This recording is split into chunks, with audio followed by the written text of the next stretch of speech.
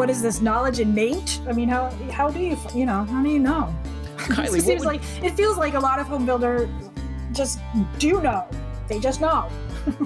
How do they know? Exactly. That's what we're all wondering. Those of us who definitely do not know.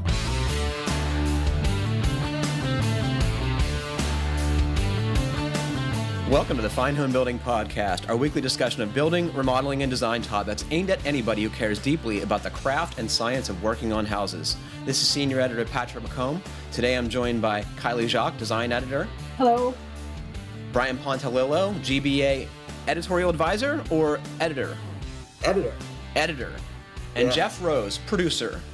Hey. Well, it is great to see you guys this morning. I love hanging out with you every week. And Brian, it is a special treat to have you on the show today. Thanks for joining us. Yeah, you're welcome. I'm glad to be here. I always liked doing the podcast. I've missed doing it, in person with everyone since since I stopped doing it way back when.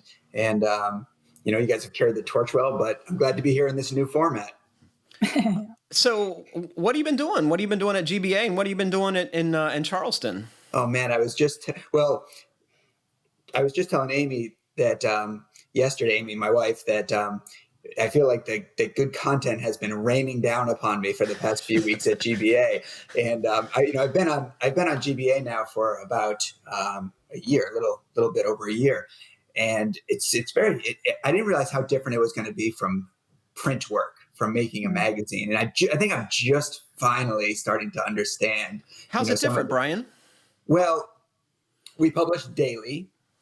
And so I need content at and I'm primarily the only editor on the site. I mean, Kiley's now contributing, which is dynamite. So if you haven't gone to GBA and checked out Kiley's new blog, please get over there because she's already got 3 weeks worth of something like that up, and they're Why awesome. have you been keeping this from me?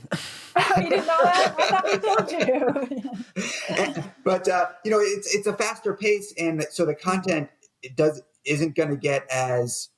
it's not going to get as polished, and it's not going to get all the hands on it that a magazine article gets. And so really getting at a really good nugget, right? Just a great nugget of information as quickly as possible is the most important thing. And so, I've started to ask bloggers to really focus on the takeaways. And here's an example. So I asked Kota Ueno from Building Science Corp a question in an email the other day, and he responded. And I read his response, and then I immediately asked him if I could post his response as a blog on GBA. It was, and when I did a word count, it was only 600 words, but he got so quickly to the essence of a great nugget of building science information. Yeah. It's about why windows are more important than cavity insulation in a hot climate, and he just breaks down the science. He explains it really fast, and so what I'm getting is at GBA, those kind of takeaways on a daily basis are great for people, and so I've been looking for more and more of that. Travis Berngard, who's does the Building Science and Beer Show with us, just gave me a great feedback piece on putting down mineral wool insulation underneath a slab, and again, just his little quick insights about how that process went. It's dynamite content, and a lot of it's been falling in my lap lately. I feel like our podcast listeners often will write in with something that strikes me as ready to go blog information for either GBO. Yeah, I feel like you say, because let's encourage them. All you out there are potential authors for Fine Homebuilding for GBA. Our listeners are exactly the people who have been writing the magazine for 40 years. So don't think that you're different than our authors. Send your ideas in and write for us. Exactly. Yep. Amen. Yep. What about Charleston? What's it like down there? I know North Carolina is having some problems with COVID. Is that spread to South Carolina?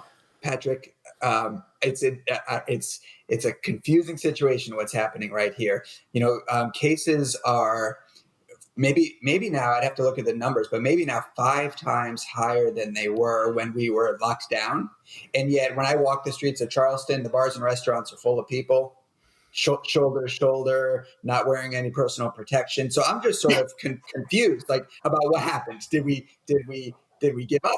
Did we change our approach? I have no idea.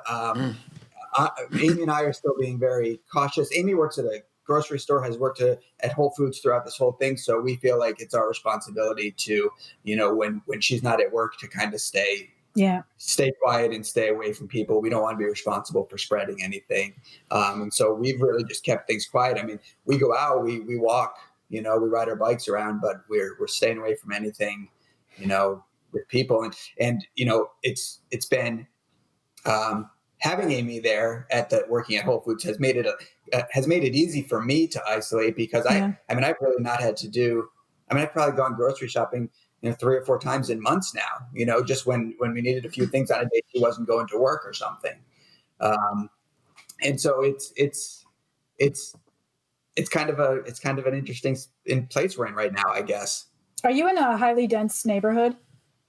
It's fairly dense, Kiley. I mean, Charleston's not like a bigger city where people are really packed in, but it's dense. I mean, it's probably like Seattle. It's like it's like the neighborhoods in Seattle, I think. I mean, I've only been to Seattle a couple times, but it's comfortable. But but there's a lot of people. Exactly, and it's a big tourist town, and so this time of year, the sort of the main strip, and then the kind of there's a couple of more touristy areas are packed with people. Right. Yeah. Is it getting stupidly hot, man? It's stupidly hot. We had a little relief last week, but yeah, it's just like it just gets hot and stays hot, and it's humid. Keeps on getting hotter. It's getting hotter. That's right, Tyler. Yeah, it's pretty wild. Something I've been wanting to ask you for a long time, Brian, and I always think of it after we're done talking, but what's it like to go from being a homeowner to being a renter? That's a really good question. Do you like not having stuff to do, or do you miss being out there raking leaves or sweeping your deck or whatever? Well, I think you can probably imagine the trade-offs. Yeah. I because of my personality, because I find hands-on work and work is particularly working on my own home, because I find that to be rewarding and fulfilling. I miss it a lot. Yeah. And there's certainly times where I'm like wishing I had either something that needed to be done or something that I could decide to do. When you're in your kitchen and you realize it'd be great if this wall had a pass through, and you can't start that project this weekend. It can be a little bit frustrating. But at the same time, you could just do that and tell your landlord it was always there. You don't remember this? That's one of the place's best features. That's true. and even making we've since we moved here, we've needed a few specific pieces of furniture, and I've had to buy them and not make them, and so that's that it doesn't feel as good as making a piece of furniture that really works in the space that it's meant to be in.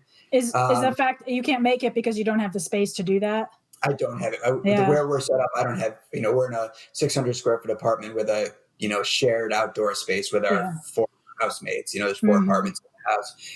The trade-off is that, I can go, pre-COVID, I could go for a stroll and go look at some art, in any number of galleries and architecture and stuff that if I was still living in small town in Connecticut, not that I couldn't do that, it would require me to get in a car and drive somewhere to a gallery that was probably pretty far away. And I might choose to do a project on my home instead of doing it. You're almost certainly going to choose to do a project on your home instead of doing that stuff. It's a whole different lifestyle. Yeah.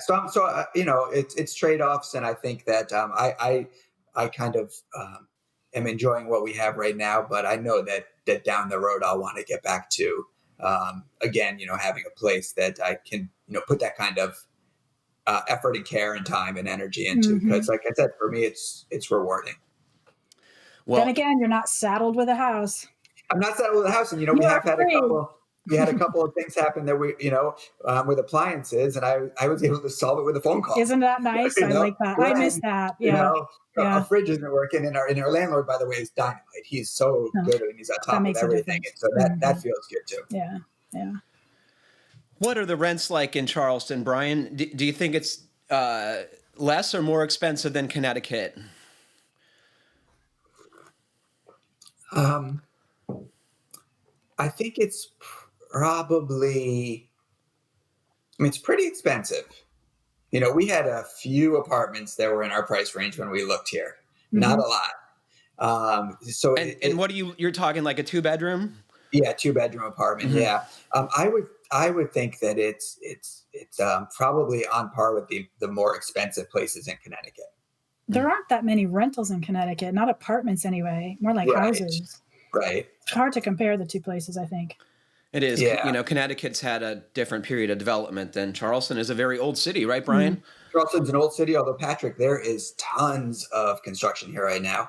And there's probably, Charleston's small geographically. It's a small city. It's a little peninsula, right? And there are, I would think, a half dozen or more of these new buildings going up, and they all sort of have the same format, right? They're retail on the bottom floor and sort of a mid to upper tier, upper scale kind of apartment living, or I don't know if it's all for rent, but apartment or condo living above.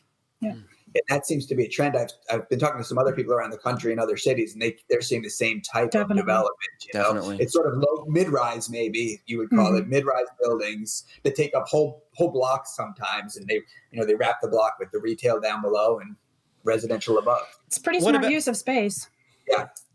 What about like outside of Charleston in the suburbs? Are they building like tract homes like they do everywhere, or is that something that they're not doing? That's exactly what it is, Patrick. It's gated neighborhoods and gated neighborhoods with 5 or 6 homes that you choose from, with very, very little customization. If they're in that sort of semi-custom, not complete spec market. And I think there's both. I mean, I haven't driven around too much. I went out to look at one neighborhood.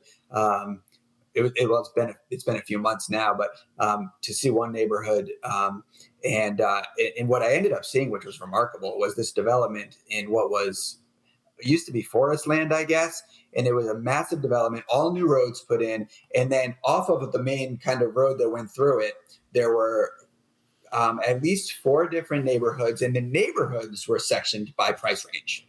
Right. So take a left here into White Oak Drive, and this is our affordable, come over here into the Pines. And this strange. It's like a caste system. And so 10 years from now, those kids in grade school are going to be saying, well, what street do you live on? Exactly.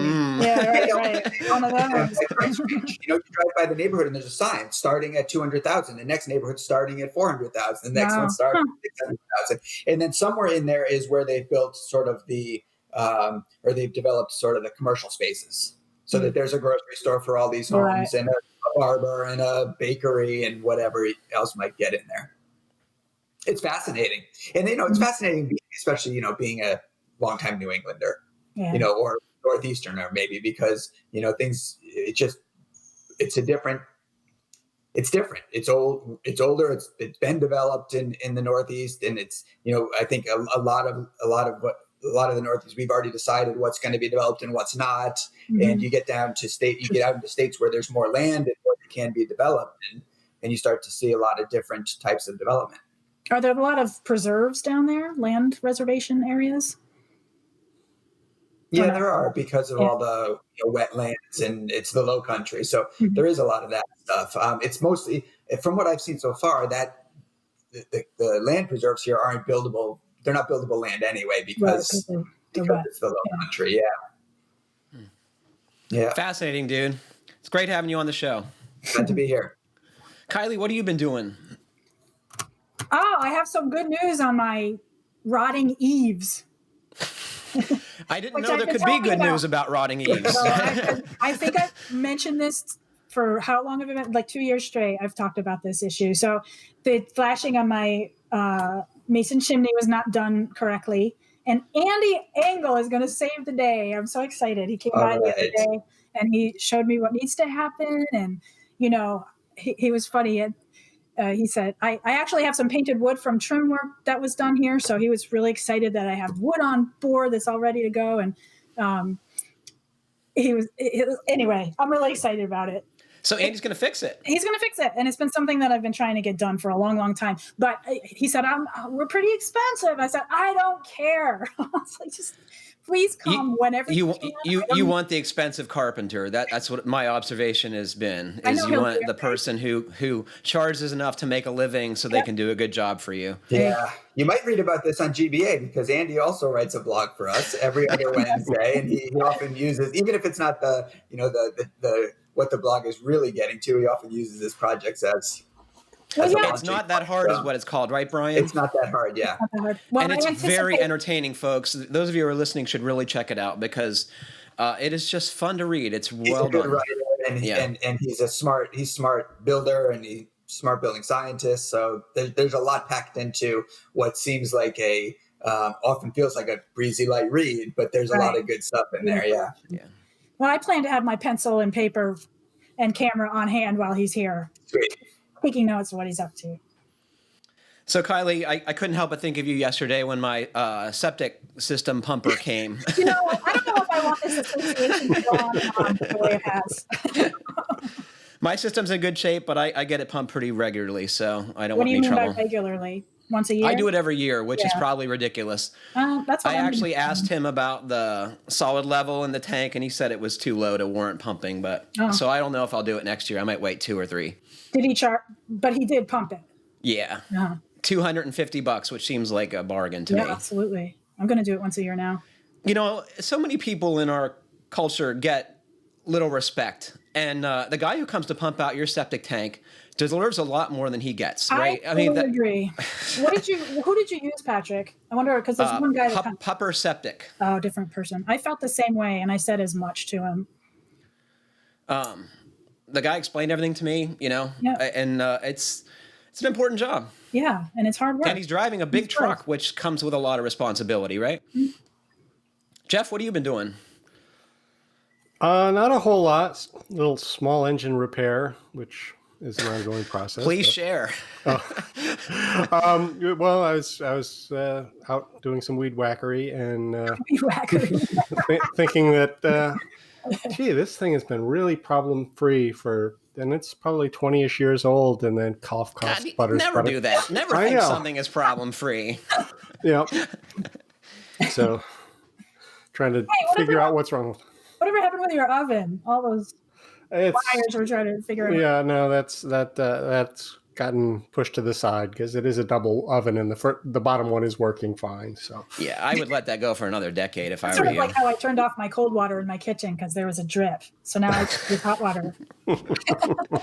Maybe Andy will fix that for you too. Yeah. I was looking at a presentation the other day about a straw bale home, and I got to one slide, and they're building prefabricated straw bale panels. And I got to one slide, and there's this guy, and he's standing. The panel is down on a work table, and the straw bales are set in the panel. And there's this guy standing on top of the straw bales, and he's weed whacking the panel to get, to prepare for plaster installation. So I realized that a weed whacker, Jeff, and so this, for you, a weed whacker might soon become a builder's. If we start to take carbon seriously in our buildings, a weed whacker might become that's hilarious. Builder's tool. Wow. So the only builder that I know who's done straw bale, Brian, and I'm sure you know them, is New Frameworks in Vermont. Yeah. And I'm going to have Ace McCarlton on the Pro Talk podcast soon. So I intend to ask him all about straw bale, because I find it just kind of weird, frankly. And any building system that you need a weed whacker for, I am immediately scared of. Well, it's weird, but I've become a believer. I've been in some conversations now with Jacob at New Frameworks and Chris Magwood and David Arkin, and they've sold me on straw bale. Yeah, and I'm using straw in our buildings. That's Matt, Brian, and me against Patrick. You freaking hippie weirdos. I don't know. No, it makes a lot of sense. You just got to get it right? I mean, like any building system, it just has to be done correctly. You got to get it right. And David made a great point. He said, about exactly what you're talking about, why it seems so weird, Patrick. And his thing is like, it's the only thing that we might build with that is actually like this commodity product that you can't go to the lumber yard and buy. You can't go to the, don't order at the ready mix plant. You have to go to a farmer and get a trailer and have it delivered. And most importantly, make sure that it's dry when you use it. Do they dry the bales, or do they just rely on checking them? I don't think they have a drying procedure. Yeah. I think they have to just monitor and check and make sure that they're dry before they put them in and close up a wall. Oh my God, another reason not to do that. Anyway. I can't wait to hear your conversation with Ace. That's going to be fascinating. I'm really looking forward to it. Me too. I'm glad they're a cool company. Totally. So we heard from our editorial advisor, Mike Guertin, and he's always one to remind me that I'm not as smart as I think I am. And I greatly appreciate that, Mike. He says, "Hi, Patrick. In your discussion of attic foam, I think one of you mentioned the risk of roof leaks going undetected, leading to rot. Joe Steebrook recommends that roofs with spray foam be checked every couple years with an IR camera to see if water is getting under the roofing. Seems like a good suggestion. It could spawn a new practice for home inspectors who could do the checks of roof foam." So he put a little snippet from Dr. Joe here, which is, I'm going to read. Mr. Guertin, in your discussion on unvented roofs with spray foam, repeats the typical concern about not seeing a roof leak with closed cell foam. That is not the case in my experience, and I am bold enough to say that I have more experience than anyone in this area. Spray foam does not hide important leaks, and minor leaks are just that, minor. Having said that, I recommend an IR scan every couple years for all roofs. Today, IR cameras are cheap. You can attach one to your iPhone, and while you are at it, scanning a roof, do the walls, and really look at the areas under doors and windows and where decks are attached. He concludes, "I hope to see you all at summer camp. I will supply the beverages, and Mr. Guertin and I can discuss the finer points of water leakage and water dilution in Scotch." I wonder if that summer camp will happen this year. They already canceled it. Did they? Yeah, they decided to put it off a year just to be safe. That's too bad. Yeah. But I totally think that is a fantastic idea. And he makes a good point that these things used to cost thousands or tens of thousands of dollars, and now they're like a couple hundred. So why wouldn't you look at your house with one if you suspect leaks, right? I feel like Matt does that all the time. Doesn't he have two? Doesn't he have two? I think he's got two of them. He's the kind of guy who would do that. Yeah. I had a conversation recently about I forget we were talking about a trade school. I think it started in the realm of trade schools. But anyway, it got to from the realm of trade schools. We started talking about the complexity of buildings these days, and we started talking about at least what we've been reading for a long time in the news about how the millennial generation will be less interested in homes than older generations have been, and the comment that the person who I was talking to made was, the millennials, the complexity of homes in the millennial generation are going to make the handyman a millionaire. Mm. And when I started to think about that, Mike Guertin, who was part of this feedback, also, I remember one time saying that if he had to do it, I think he said if he had to do it again, if he had to start again, he'd start a home maintenance company.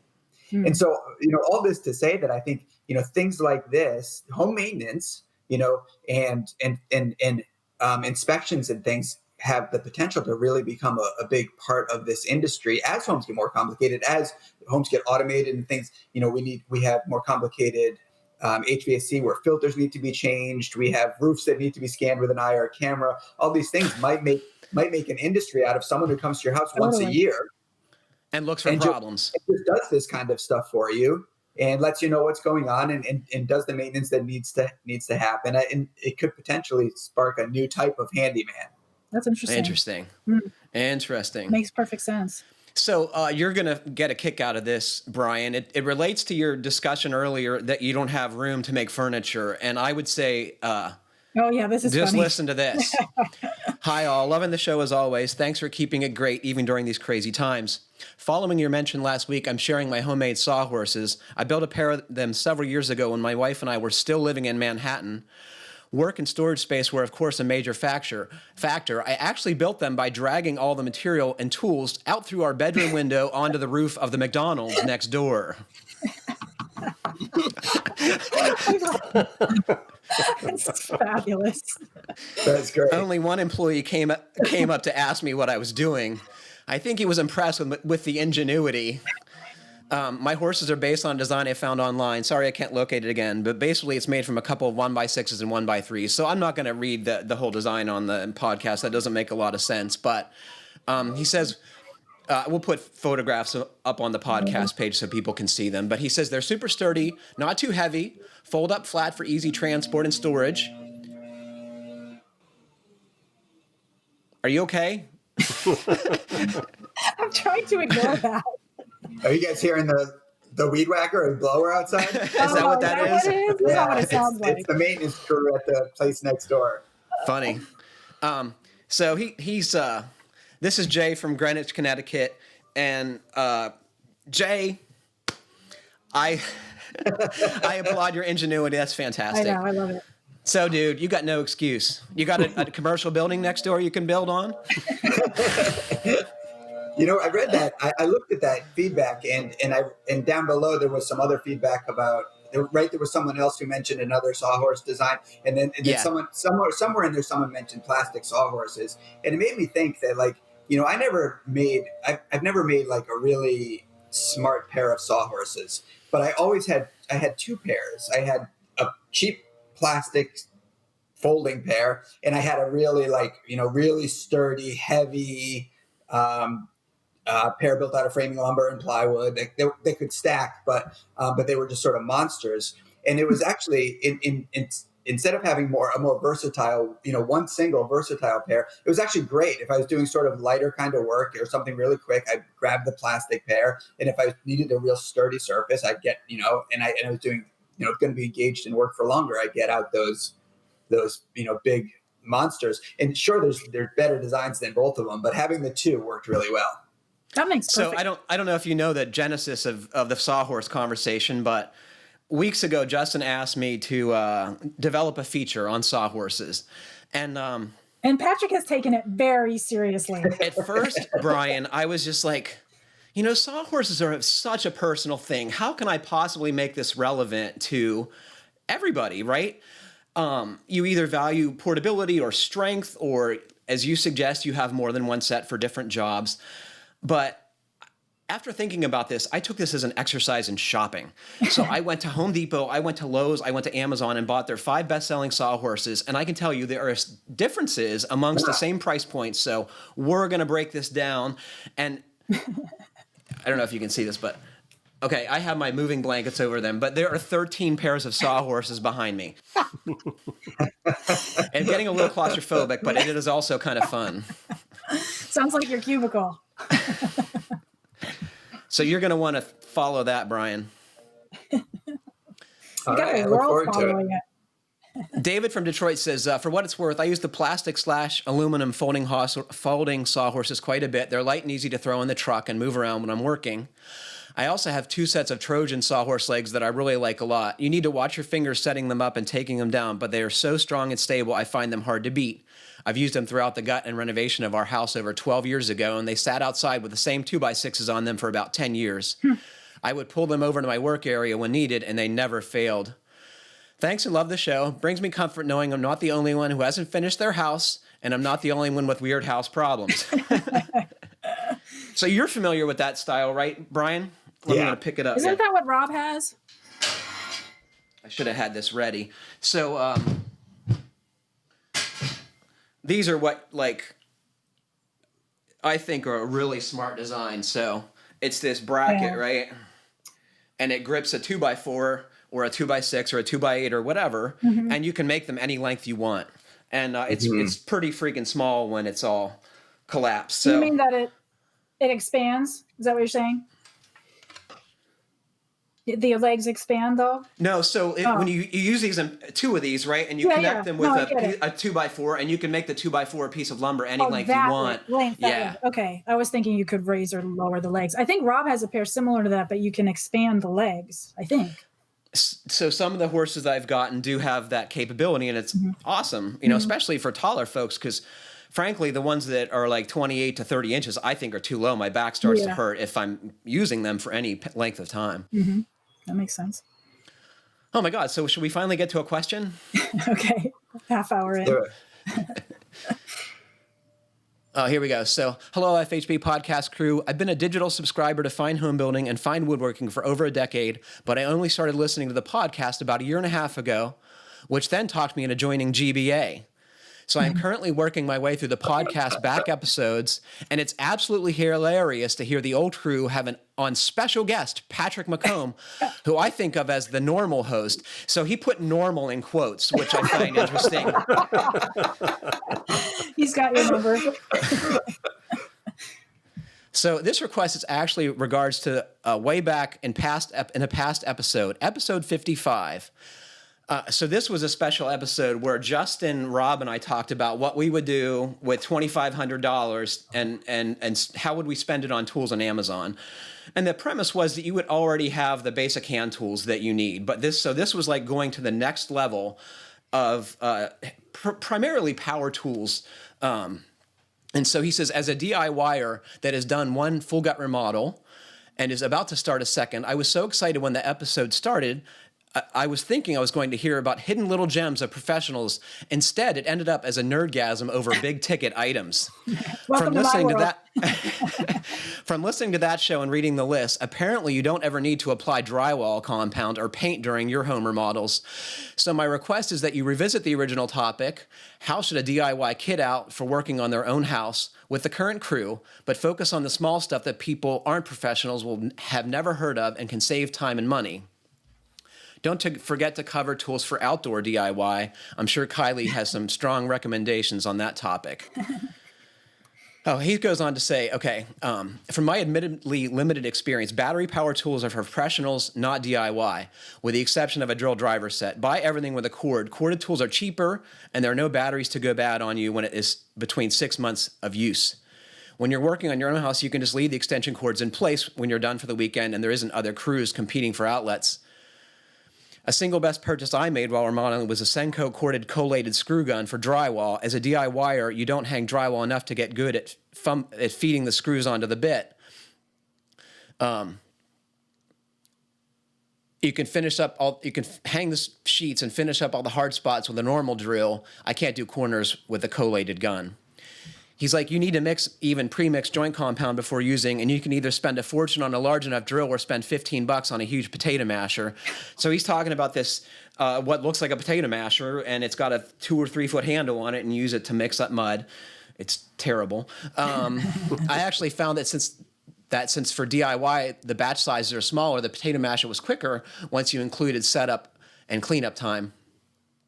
I first used cordless drills on a summer job building refrigeration units back in 1996. I'm sure he had the Makita stick battery drill that we all had in that period. Since then, I've used lots of different models and brands, and my favorite now is the Bosch 12-volt system. The batteries might not be enough for a professional, but I was able to sink 5-inch lag bolts and hang a cabinet rail with no problem using the impact driver. I can also say from experience that if you are very careful, the drill can run a 6-inch hole saw through roof sheathing and shingles when adding a kitchen vent. The tiny size means your hand and arm don't get fatigued and they can fit anywhere without any issues. A tool I wish I had known about is a paint roller spinner recommended by the Vancouver carpenter on YouTube. If it's as good as he claims, it would have saved me hours of nasty work. Thank you for many hours of entertainment. Adam R. from Chittenango. Where's that? Chittenango. We might have to go back to that audio clip of the... so do you know what the football coach's name in Chittenango? Kurt Kielbasa. He's... I'm not making this up. So this guy, Brian, sent us a clip so we would know how to pronounce his name in a past email he sent to the show, and it was hilarious. Adam, throw out your roller covers. Don't wash them. You shouldn't be putting latex paint or oil paint in your septic system or in the municipal sewer. And honestly, get on with your life and quit spending hours washing out your rollers. Are you guys with me with this? Yeah. I save them for... I try to save them for the length of a job. I wrap them in plastic, put them in the fridge. But after that, they go. Microplastics are a huge problem. Yeah. And, either the Petroleum Institute or the Paint Institute or the Plastics Institute is going to start sending me angry letters written from cut-up magazines, I'm sure, when I say this. But you should not be dumping plastics down your drain. Right. Hey, that reminds me of what happens when you've got a little container of caulk that's dried out? What's the best way to get rid of that? You don't want to, I mean, I was started to like wanting to clean it out, and I thought, I don't want this going down a drain. What's the best way? Just throw it out. Just throw it into the landfill? I think it's That's the best bet. Option. Yeah. You can't compost it. Well, yeah, of course. I don't know. How much are we talking? Is it like a super fun site amount? No, it's a pint, maybe. Yeah, throw it out. Okay. So one cool thing in municipalities and everywhere I've lived is twice a year they have hazardous waste collections. That's true. And they set up a place where you can bring your oil paint or your solvents that you need to get rid of, or bad gasoline or whatever it is, propane cylinders, and they take all that stuff. And in my experience, it's free. Yeah, most states now have a paint recycling program. If you just look online, you can find a place to bring your paint at any time. So you can wait every year for that.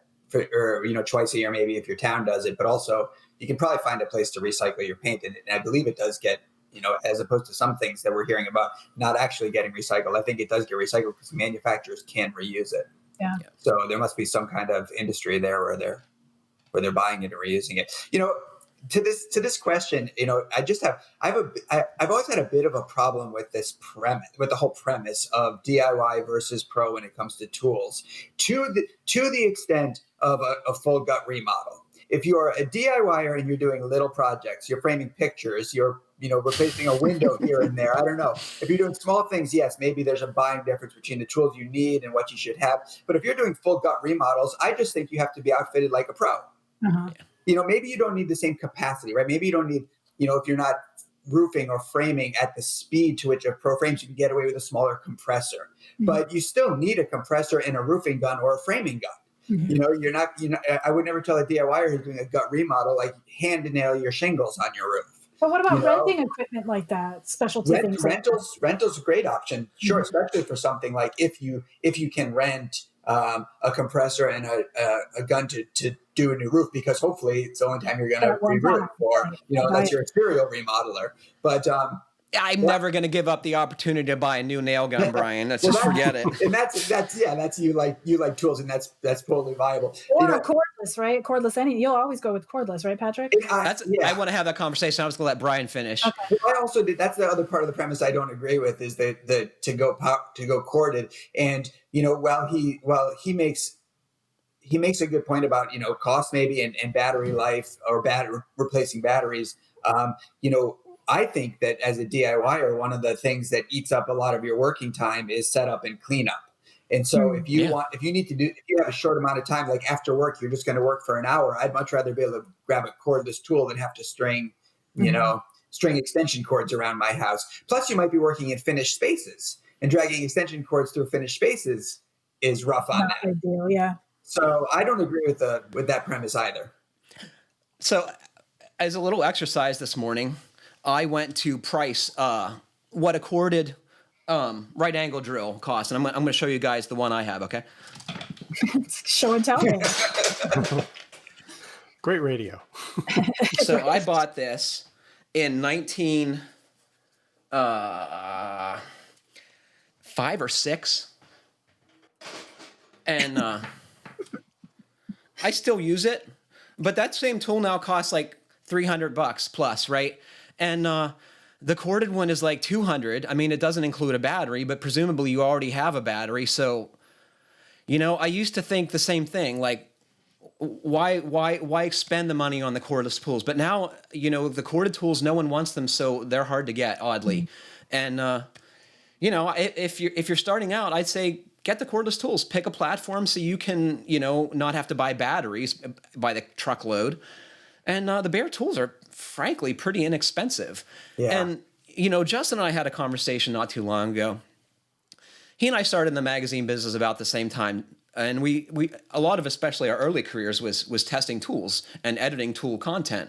And used to be that there was a lot of difference in power tools. But the truth is now they're all pretty freaking good. So, you don't have to worry about what brand you go with. As long as they have the tools you want, it's a pretty safe bet. Yeah. So when you say pick a platform, are you saying pick a manufacturer so that your batteries Kiley, can... that's a better way to say it. Mm-hmm. Yeah. So I have the Sawzall that dates to about the same era, electric. It works great. But I have a cordless Sawzall now, and I would never, ever go and plug that thing in. I'm just not going to do it. It's so convenient. Yeah. So I don't know what and I tried to think about it. Like, he asked what are the secret tools that pros have that we don't know about. And I couldn't really come up with anything for that. But what I did think about is one of the things that I think it again makes or breaks your workflow and your time is having the tools that you need, where you need them, and when you need them. So, like, even if you're a DIYer, get a tool belt, and learn how to use it and learn what to put in it for the different types of work you're doing. Or I used to love, I still do. I just haven't been using it.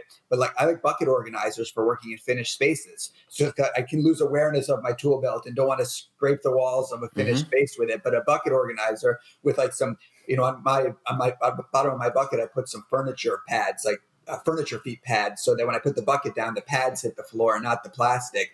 And that was great. I could load that thing with the tools I needed for the job, and then carry that around the house with a little bit more awareness. And I mean, he did talk about kits, and that's another thing that I think is great. And this is something that pros do that DIYers can adopt, is like have a kit, like have the right kind of bag or bucket organizer or whatever it is for your painting stuff. So that all you have to do is go grab your painting stuff and get started. It's all right there. I used to be able to grab my painting stuff, my drywall stuff, my electrical stuff, at just go downstairs and grab it and get to work. The one thing that I would change often would be my tool belt, depending on what I was doing. I like to keep it as light as possible, so I often took out as much as I could. But I like picturing your setup, your very organized setup, as I know it would be, compared to what Rob's got going on.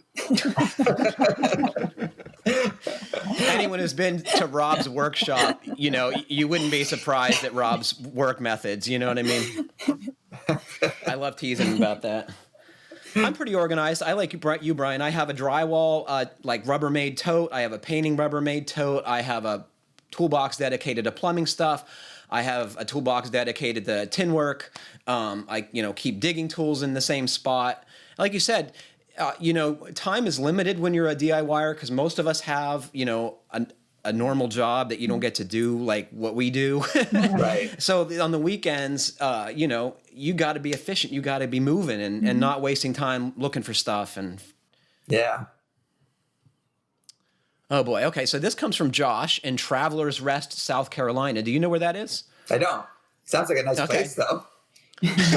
Travelers Rest. Like, yes, I want to travel there and then rest. It's got some history. I'm about to begin a gradual room-by-room renovation in our mid-50s ranch. Since our house has no roof overhangs and a brick veneer, I'm concerned about moisture buildup in the stud cavities. Here in upstate South Carolina, we had about 25 inches of rain in May. I've attached a graphic of the wall assembly I'd like to use. Because I want to maximize drying, I would like an airspace between the insulation and the sheathing. I would have to fur out the studs, perhaps with 1/2 inch rigid foam and 1 or 2 window frames per room as well. Since we're in a cooling climate, I would like a very vapor-open drywall coating. I've read that 2 coats of latex paint can take drywall from over 20 perms down to 2 or 3. I'm interested in trying Ace McCarlton's hybrid lime plaster, but if there are any pre-mixed products or vapor-open paint, I'd be interested in them too. Many thanks for the work you do. I look forward to listening to the podcast every Friday. So I'm Kiley, and Brian, I'm going to let you tear into this because I'm sure you know way more about this than I do. I don't know. Go ahead. You start, Brian. So I think he made a savvy observation, or that, to recognize that when you don't have roof overhangs, you have to be a little bit more concerned about water because, the biggest problem in walls is rain, right? Especially reservoir claddings, right?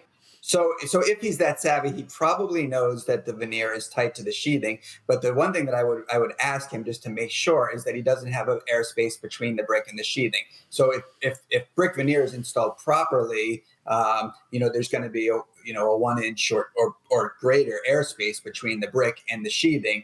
And if he had an airspace between the brick and the sheathing, then he'd be good to go. He doesn't need that airspace in his wall cavities. He could fill them up and he'd be all set. But if he doesn't have that airspace, if the veneer is tight against the sheathing, then what he wants to do is smart. Leave an airspace inside the sheathing so that there's drying, because like you said, Patrick, bricks are reservoir cladding. So that means that it takes on water. It doesn't shed water like, wood siding does or is meant to. It takes on the water and releases it. And that's how mass walls, any mass wall, brick or concrete or block, that's how they're meant to work.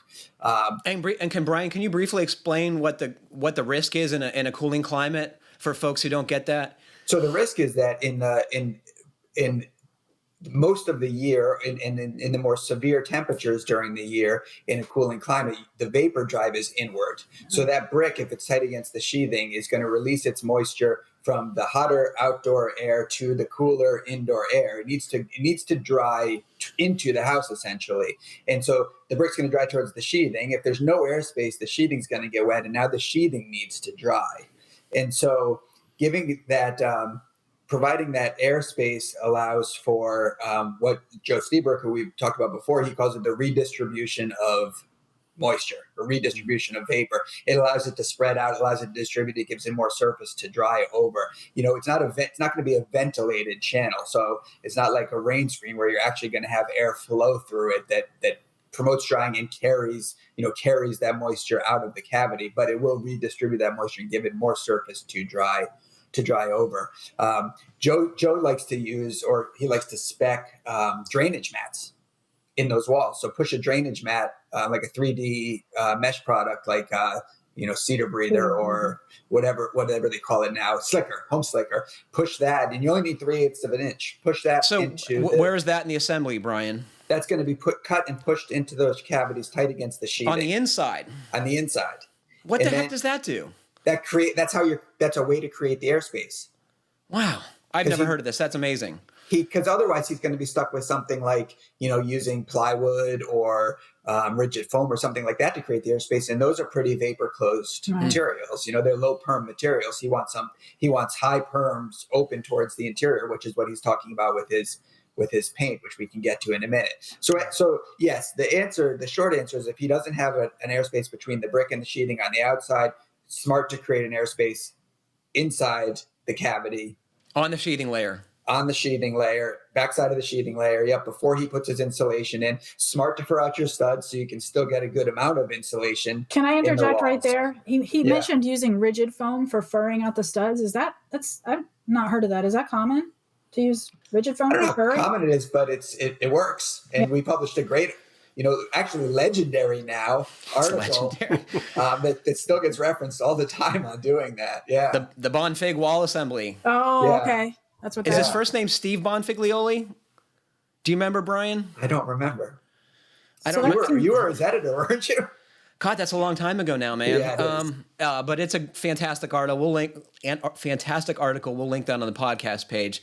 And this is for people who don't know, this is a builder who does this on new construction. He finds it he found it to be like the most cost effective way to get to a higher thermally broken assembly as on new construction. Mostly what I see is people using it as a solution like this. You're remodeling and you need to create more space in a wall or a roof cavity, but he liked it for a new home. On this, the Bonfig wall generates some controversy, right? And the thing I always read in the comments on GBA when people discuss this is like, that's not for a pro. That takes too long to do. No one has the time to do that. Try putting 2 or 4 inches of exterior foam on the sheathing of a house, and then putting up furring strips, and then putting up siding. And I watched this guy do all the flashing details that go along with it, and the trim details, and I watched this builder do this exterior wall that we photographed in the magazine, and it was like a 3-page article. It was like it took him a half an hour. Much faster. How does he cut the foam? What does he use? Just a table So saw? he buys it from an EPS supplier. It comes pre-cut into 8 foot by 1.5 inch strips. That's starting to ring a bell. And then he puts a piece of furring strip on top of that to fasten the drywall to. And the foam creates a thermal bridge, makes a deeper cavity so you can put more insulation in there, and it costs almost nothing. Yeah. Okay, got it. So yeah, that's a nice approach. So everything he's suggesting works. The one thing I can say about the paint is that I think he's going to have, if he really wants to find, there are vapor open paints. There are paints like for a couple from Sherwin-Williams that are 20 to 50 perms. They're very vapor open paints. How do you find how are those described, Brian? What do you look for in that? You should be able to find it on their spec sheets. I think you can't for most paints, but I know that Sherwin-Williams Solo acrylic is one that is 25 perms and up, and I know that their Promar product, which is also a low VOC product, is I think 20 perms and up, depending on. And the up means it depends on the sheen. So the different sheens have different perm ratings. What's going to be trickier, though, I don't have a primer recommendation for them. What's going to be trickier is finding a vapor open primer.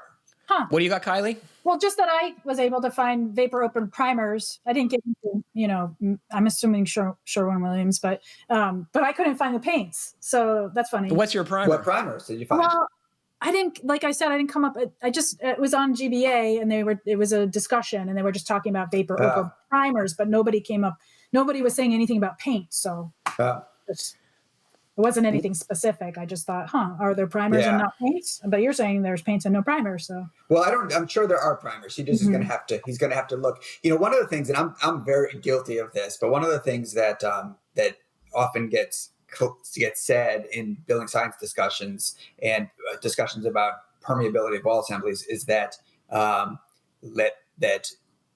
common latex paint on drywall creates a vapor retarder, class 3 vapor retarder. And that's what I've learned. And Fernando wrote an article that's on GBA about this called Paint and Perm, I think, or Perms and Paint or something.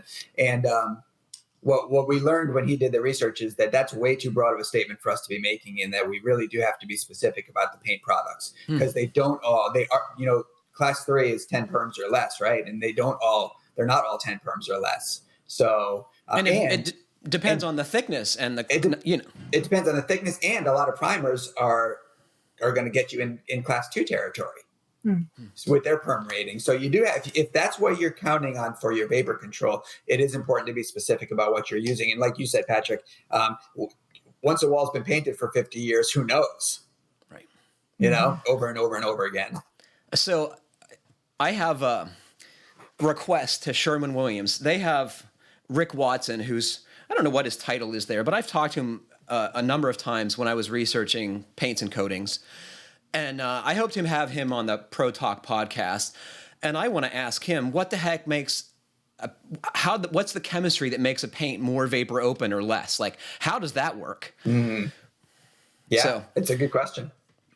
He hasn't agreed to do that, so I'm hoping that hearing me talk about it on the podcast now will convince him to do it. So, Patrick, ask him. For me, ask him about the question about multiple coats, because that's I think an important thing to know as well. What happens to the perm rating when you add multiple coats? I read somewhere once that when you double a material, like if you have the perm rating of a material, if you double it, you cut the perm rating in half. But I've never been able to find where I read that again since the first time I read it. So I'm always reluctant to quote that as fact. And I'd really like to know if that's true. Did you write that down? Get that question. No. I'm hoping he's going to email it to me later. And the rest of you listening, if you have questions for a paint chemist, I would love them. It's a very broad and deep category, so there's a lot to know. Let's pick his brain, someone who knows. Isn't Rob putting together a painting guide too? That would be good information to have in there. He is. All right, this is Austin from Columbus, Ohio. Hello, podcasters. It's Austin, the crazy DIYer from Columbus, Ohio. Progress is coming along very slowly on the house, but that's not why I'm writing. Do you guys remember Austin's house?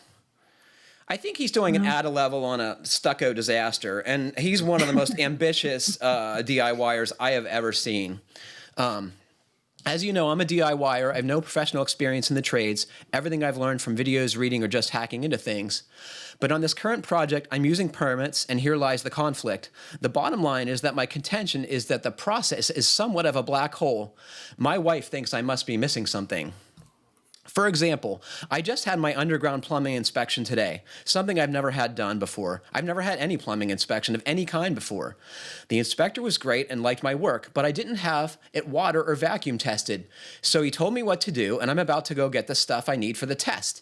He'll be back tomorrow to check it out. My wife says, "How did you not know you needed that? Don't they give you a list of everything you need to do to pass inspections when you get your permits? If they don't tell you, how are you supposed to know? I feel like you must be missing something. I try to explain that most people are not DIYers and that they learn about this stuff on the job. So it's constantly being passed down through experience. My wife, yeah, but don't they have a workshop or a packet or something for DIYers? How are you supposed to learn the code? Don't they give you a list of the codes you need? So help me out. Am I missing something, or is the system really not built for DIYers? Having said all this, I know it's different city to city. For example, just a few towns over, they require licensed contractors for almost all work. Thanks, keep up the good work. What a fantastic question. Is he missing something?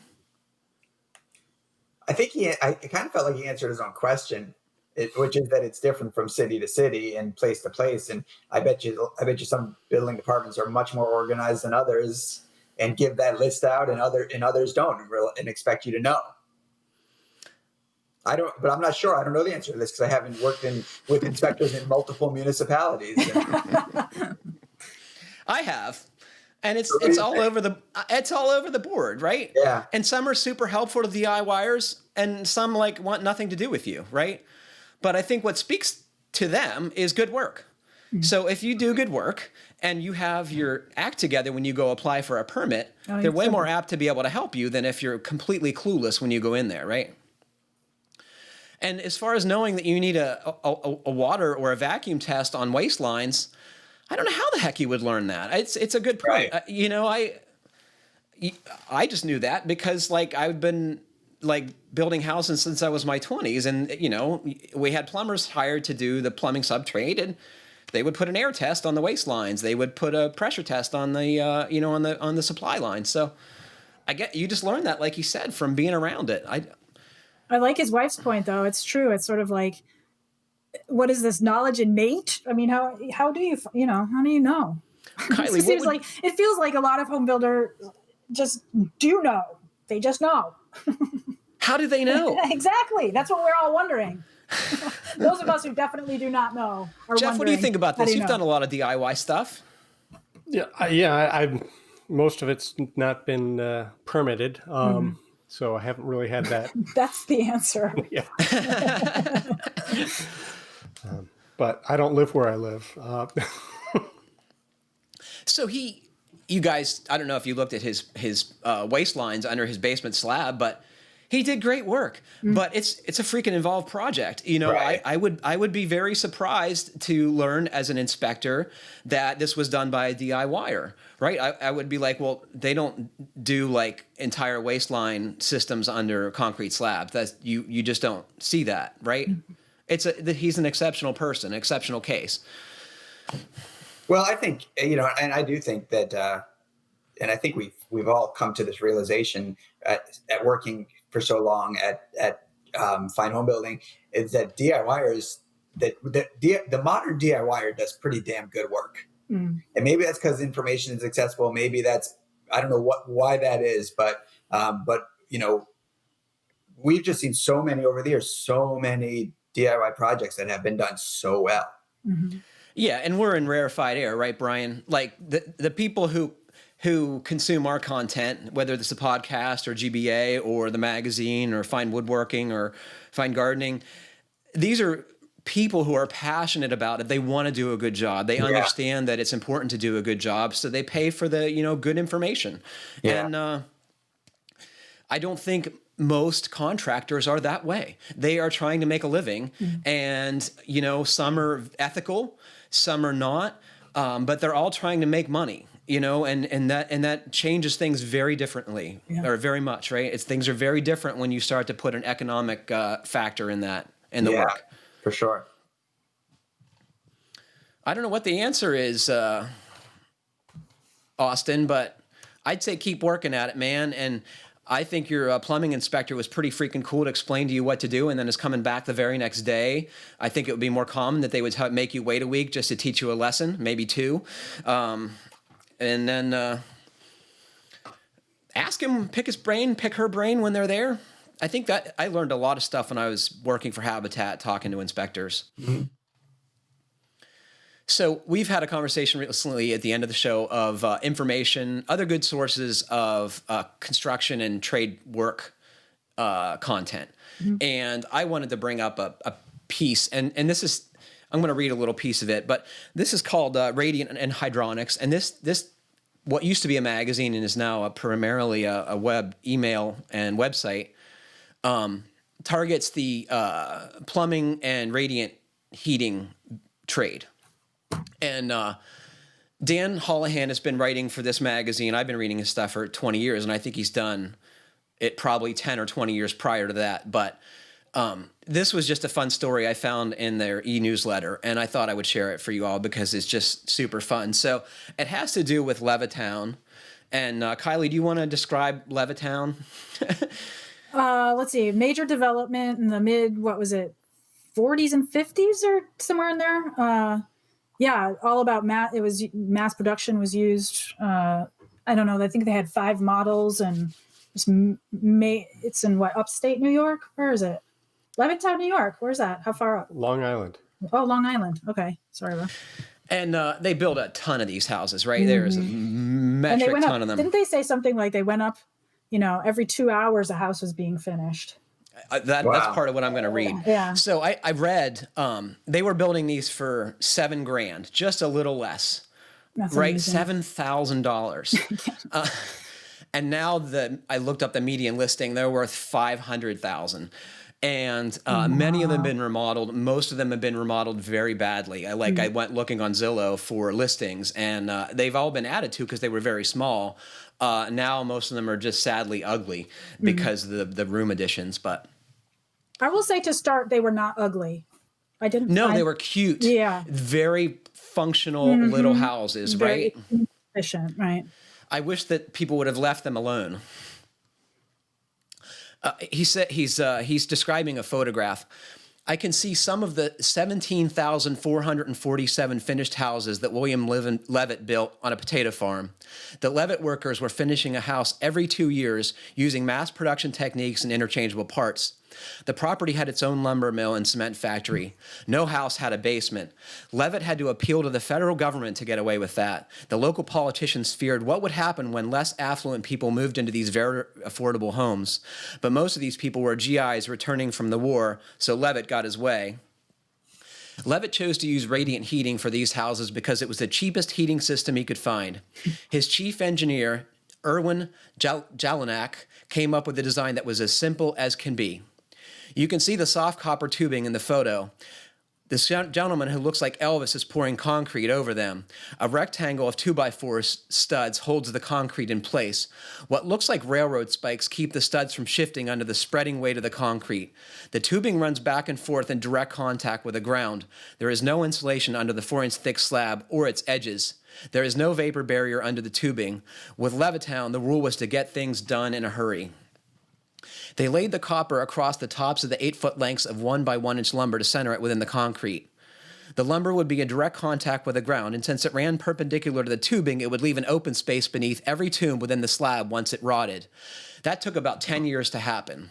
The rotted lumber also created a perfect place for the slab to crack as time went by. That caused many of the tubes to leak water into the ground. The homeowners didn't notice this at first because no water came up through their floors, but sooner or later, though, they'd notice it as an increase in their water bill or their fuel oil bill, and that's when they'd call for help. J.D. Brower Plumbing and Heating, a long-gone Levittown company, ran an ad in the Levittown Penny Saver in December 1958 when I was 8 years old and growing up a few miles away in Hicksville. The headline read, "This is the radiant heating layout of your Levitt house. Save it." Below that was an engineer's drawing of the tubing within the slab, along with the house trap and fuel oil tank, both of which were buried under the front lawn. Those buried fuel oil tanks would leak and cause an expensive problem for homeowners as time went by, but no one was thinking about it back then. There was a note in the ad stating that J.D. Brower Plumbing and Heating was an expert in radiant heating, and they knew how to fix floor leaks and braze joints. They must have done very well for themselves because, as I said, Levitt poured 17,447 slabs on that potato field, and they were all identical. So this is one of the plumbers describing him going to one of these homes to do diagnostics. "I was crawling around her house, and she was laughing at me with my stethoscope. I guess I must have looked pretty silly to her. She wanted to know if I had heard the house's heartbeat. I explained this is how we find the leak, and she said that she had a better way. She told me to take a seat at her kitchen table, which I did, and then she got a mop and bucket of water. She started mopping the floor over there by the fridge, and then she went and turned out the thermostat. What happened? I said. The pipes appeared. It was like magic. She told me she always turned up the heat to dry the floor because she didn't want the kids to slip. She had 4 kids. Then she pointed to the part of the floor where it was drying in a big splotch instead of a straight line. She asked me if that's what I was looking for, and sure enough, I was. So simple, I said. Yeah, she was a lot smarter than me, and I'm sure grateful for that trick. I used it for years. Another Levittown plumber told me that he had an even better way of finding the leaks in those slabs. I used a cat, he said. A cat? Really? Yeah, a big fat one. You ever notice how a cat will always look for the warmest place to lie down? He's going to find himself a sunny spot or climb up on top of a cast iron radiator. I've noticed that, I said. Well, when we needed to find the leak, we'd close all the window shades and let the cat loose in the house. Mine was so fat and lazy he couldn't wait to lie down. And cats love radiant floors. So do dogs. But cats are better because they generally ignore people and just get to doing what's best for them. You're a philosopher, I said. Nah, he said, just an old plumber. Heating oil companies that service Levittown tell me that only about 5% of the houses still have their original radiant systems. All of the rest have been converted to copper fin tube baseboard that follows the perimeter of the house. You can find the houses with the original radiant systems by visiting in the winter when there's snow on the ground. There won't be any snow within several feet of the houses because Levitt spent not one dime on slab insulation. Tulips sprout in February around those houses. They're a sight to behold. Is that some freaking great writing or what? Yeah, that's one. It put me in mind. I didn't look it up, but how long has in-floor radiant heating been, Since this. I was surprised to learn that about. Is that right? Romans. Okay, I thought Jeff, I thought it was a newer thing. So what made in-floor radiant heat work is plastic tubing, right? Like these systems all failed. And it still is arguably not the best heating system. Mm-hmm. There's just less expensive, easier to maintain, less risky heating systems to use. People like radiant heat because of the comfort of it, but there's better ways to heat your house. You know what I like about it? It's quiet. It's quiet. Yeah. Do you have it, Patrick? Heck no. I'm like cheapest forced air system you can get. I would have been surprised. That made me think of. It made me start to wonder what are we doing today in mass that is going to be the failure of 20, 30, 40, tapes and sealants. What do you think it is, Brian? Well, tapes were the first thing that came to my mind too, only because we've gone so quickly to such reliance. Mm-hmm. I don't have any data to doubt their performance, but it's just like this very fast shift to a reliance on tapes in home building. So I'm more curious about it than I am really that I have doubt. I don't know. We'll see. I was talking to a builder recently last week that was very in doubt of tapes. He does not foresee them. If he's building a house for 100 years, he does not want to rely on tapes.